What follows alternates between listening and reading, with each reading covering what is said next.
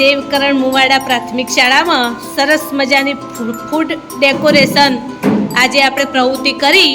એમાં તમે કયું ધોરણ તમારું? બરાબર છે, સરસ. તમે શું લાવ્યા હતા? બરાબર છે. અને તમે શું બનાવ્યું, શું ડેકોરેશન કર્યું? બરાબર છે, વેરી ગુડ, બહુ જ સરસ. અમે આ બધું શિક્ષકની મદદથી કરી છે. બરાબર છે, વેરી ગુડ, વેરી ગુડ. ચલો તમે. અમે ધોરણ 5 માં ભણીએ છીએ. આજે અમે શિક્ષક અમારા શિક્ષક અમને સાહેબ અને મીના બેનની મદદથી શિકંજી અને ફ્રૂટ ડીશ બનાવી હતી. સરસ, very good, very very good. સરસ, બરાબર છે. સરસ વેદાંત, શું બનાવ્યું તમે? હે, વેરી ગુડ. આ શિકંજીની અંદર સોયા સેવ, લીંબુ પાણી, ભજીયા, ખાંડ અને મીઠું બનાવી હતી. આ ફ્રૂટ ડીશ છે. ફ્રૂટ ડીશમાં સફરજન, કેળા, નારંગી, ચીકુ, સફરજન બનાવી હતી. આ બીજી ડીશ છે. એમાં નારંગી, ચીકુ, દ્રાક્ષ, કાળી દ્રાક્ષ અને ડાળિંબનો ઉપયોગ બસ, વેરી ગુડ, વેરી ગુડ, સરસ. ચલો પ્રિતેશભાઈ.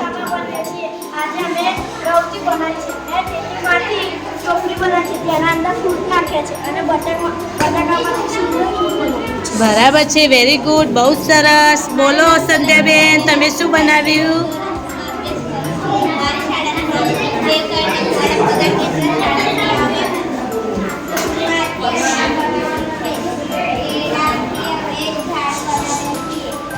સરસ, વેરી ગુડ. બોલો. મારું નામ શર્મા સોનાક્ષી કુમાર છે. હું ધોરણ 6 માં ભણું છું. હું આજે ગણપતિ દાદા બનાવ્યા છે. શાકભાજી રબજી બનાવી. સરસ, ગણપતિ દાદા બનાવે છે, વેરી ગુડ. બોલો ભૂમિકાબેન.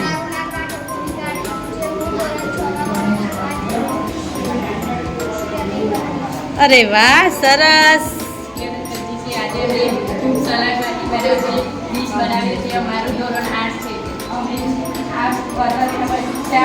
પતંગિયું, નાવડી.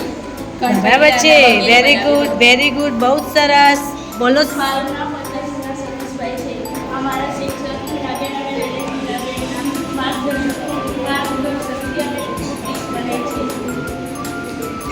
ફૂલોની સજાવટ. બરાબર છે, વેરી ગુડ, બહુ જ સરસ.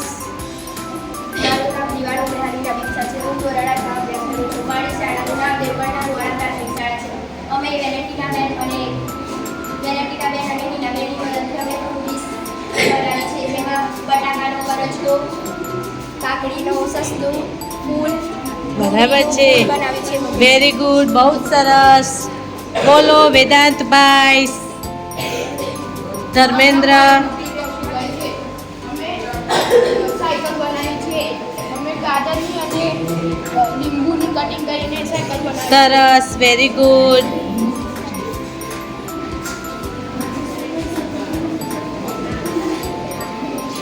બોલો આયુષીબેન.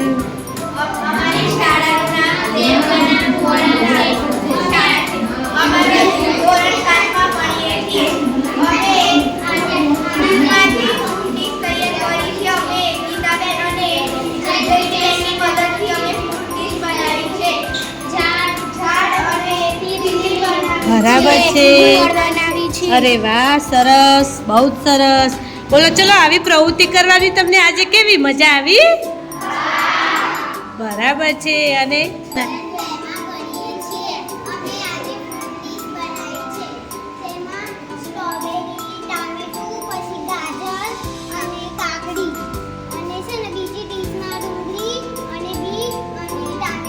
બરાબર છે. બોલો, કેવી મજા આવી તમને બનાવવાની? બરાબર. ચલો આવી બીજી પ્રવૃત્તિ આપણે કરીશું ફરીવાર.